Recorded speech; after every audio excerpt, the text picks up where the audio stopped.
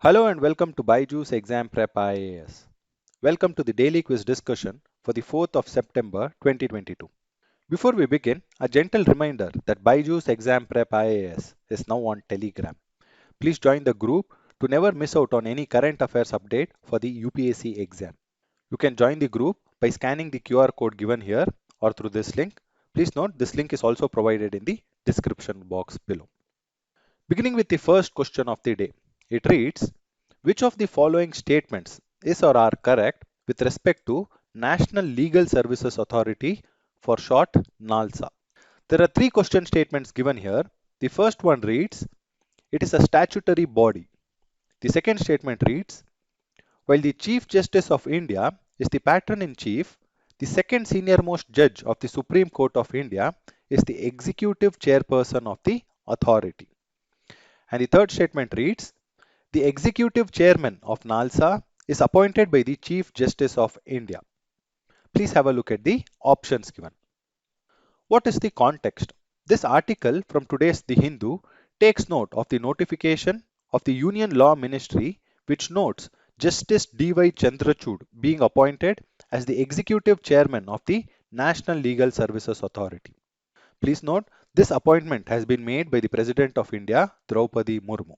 This appointment comes in the wake of Justice U.U. Lalit being elevated as the Chief Justice of India, as a result of which the position of the chairman of the NALSA had become vacant.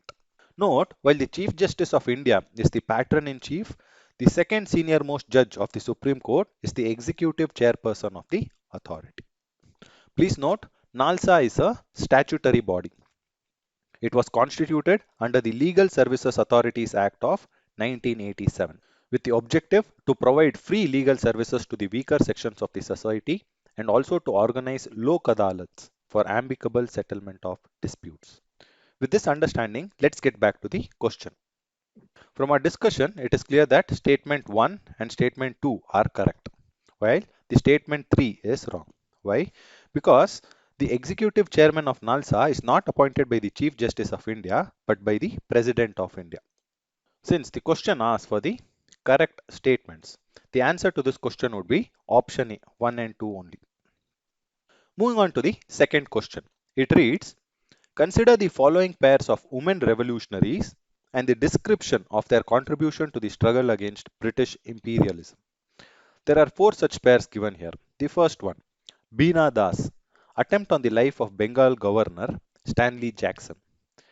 The second pair, Leela Nag, first woman to be recruited as member of the Dhaka Shri Sangha. The third pair, Kalpana Datta, part of the Chittagong Armory raid of 1930. And the fourth pair, Nanibala Devi, active member of the revolutionary group Jugantar. How many of the above pairs is or are correctly matched? Please have a look at the options given. What is the context to this question?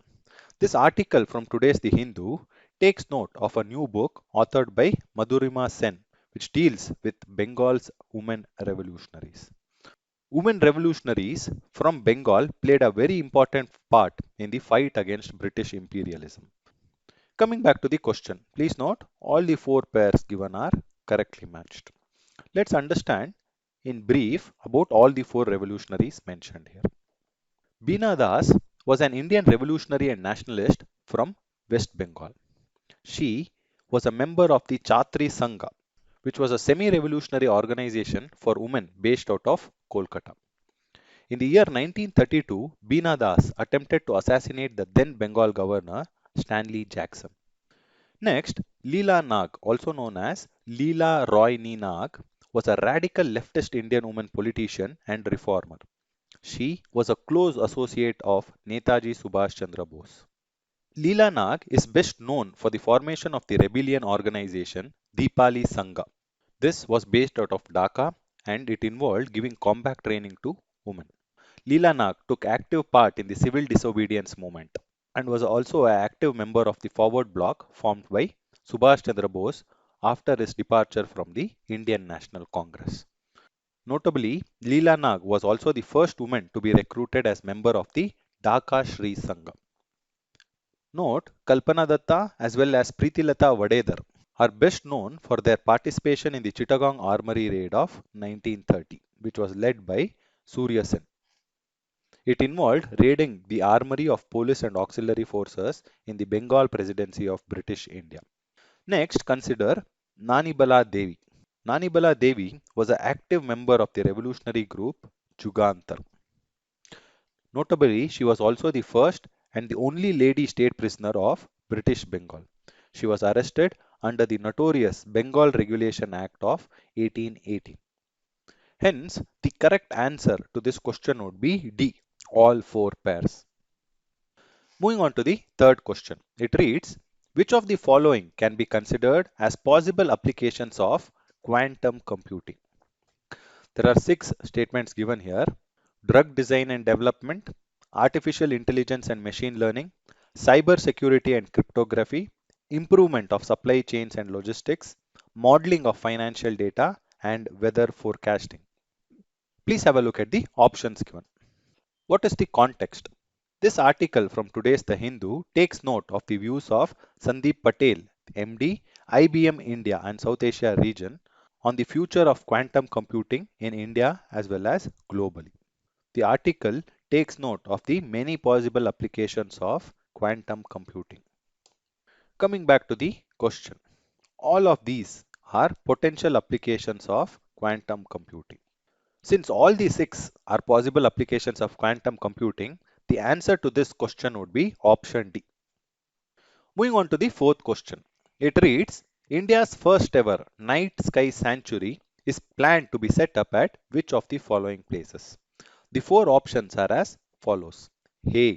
Anle, B. Dharmashala, C. Nainital and D. Pune. What is the context? This article from the PIB takes note of India's first ever night sky sanctuary to be set up in Ladakh. It would be set up in a place called Hanle. This move is expected to boost astro-tourism in India. Coming back to the question. From our discussion, it is clear that the answer to this question is A. Hanle. Please note that Hanle in Ladakh is a part of the Changtang Wildlife Sanctuary. Now, why was this place chosen as a night sky sanctuary? Because of two important reasons. One, this is one of the world's highest located sites for optical, infrared and gamma ray telescopes. Also, given its location in the cold desert region away from human disturbance, the clear sky conditions and dry weather conditions which exist here throughout the year make this place suitable to be developed as a night sky sanctuary. Moving on to the last question of the day. This is a question from the 2019 UPSC Prelims paper. The question reads, in the context of polity, which one of the following would you accept as the most appropriate definition of liberty? The four options are as follows. Protection against the tyranny of political rulers. B. Absence of restraint. C. Opportunity to do whatever one likes. And D. Opportunity to develop oneself fully. Please note the question itself asks for the most appropriate definition. Though all the four seem appropriate, we have to choose the most appropriate one. In very simple terms, liberty means the absence of restraints on the activities of individuals. But this seems like a very narrow definition. A more wider definition or a more wholesome definition of liberty would also involve providing opportunities for the development of individual personalities. This sort of liberty is noted to be very essential for the successful functioning of the Indian democratic system by our preamble. Also note, liberty under our constitutional scheme does not mean license to do whatever one likes. This liberty needs to be enjoyed within the limitations mentioned in the constitution itself. Hence, the liberty conceived by the Indian constitution is not absolute but qualified. So, we can eliminate option C here. Also, among option B and D, since B is very narrow, we can eliminate it. Also, among option A and D, option D, as discussed earlier, provides for a more wholesome definition of liberty. Hence, we can go with option D. Moving on to the fact of the day, inflatable aerodynamic decelerator. What is the context? This article from today's The Indian Express takes note of the successful demonstration of a new technology with inflatable aerodynamic decelerator by the Indian Space Research Organization. This is being touted as a game changer for the future missions of the space organization. This was successfully test flown in a Rohini sounding rocket system from the Tumba Equatorial Rocket Launching Station. In this respect, let us understand a few basic aspects related with Inflatable Aerodynamic Decelerator or IAD for short. Now, what is IAD? It is a technique used for atmospheric entry of payload. Let's understand how a IAD works. Consider this the Earth and consider this to be our atmosphere. When a payload enters the atmosphere, since on re-entry it is moving with a very high speed, it becomes very difficult to slow it down owing to the gravitational pull of the Earth. So this entry at very high speeds can impact the structural condition of the payload, or it can expose it to very high temperatures, both of which can be detrimental to this payload. This is where inflatable aerodynamic decelerators comes into play. This system basically consists of two main components. One is the inflatable envelope and the other is an inflatant, which is anything that inflates the envelope like air or helium.